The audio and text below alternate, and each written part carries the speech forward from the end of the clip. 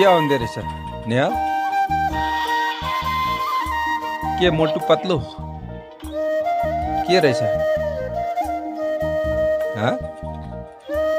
के आउँदो रहेछ मोबाइलमा के अब पढ्ने हाँ के पढ्ने मोबाइल भयो अब ल अब पढ्नुपर्छ है गुड बोय हो नि त होइन भाइले खोल्नु त सक्दैन रहेछ लु ल ल लेख्नु एबिसिडी लेख्नु ल